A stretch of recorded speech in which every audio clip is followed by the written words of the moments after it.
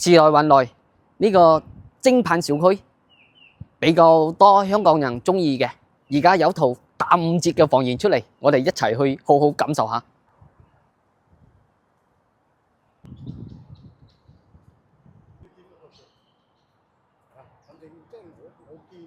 而家我哋就嚟感受下呢個蒸棒小區，呢個蒸棒戶型小高層，我哋一出嚟嘅話就係自己嘅單位。呢邊咧，我哋可以整個鞋櫃啊，擺下我哋啲雜物或者擺鞋喺呢個位置都可以。其實咧，出邊我哋都可以整個鞋櫃嘅。入嚟房間入邊，我哋都可以感受得到啦。精裝保養非常之好嘅。本身呢個業主咧，佢住嘅時間都比較少，所以我哋可以做到直接拎包入住都冇問題嘅。戶型非常之靚。南北對流雙陽台，通風採光非常之好嘅，而且佢呢個戶型咧都係小區嘅中間位置，所以嘅話佢啲視野望出去都係非常之舒服嘅，同埋都係非常之安靜，可以睇得到啦。望出嚟一片綠，同埋望正小區會所，所以望出去嘅視野感覺非常之好。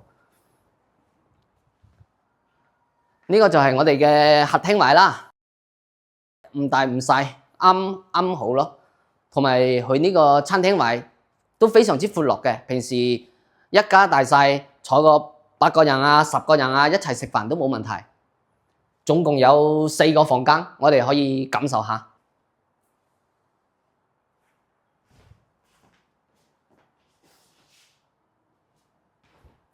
佢啲戶型咧設計房間喺兩邊嘅，所以佢啲基本上浪費嘅空間好少嘅，實用面積就比較高啦。同埋佢呢個戶型喺中間位置，望出去都係望正小區花園嘅，所以住起身嘅話又安靜又舒適。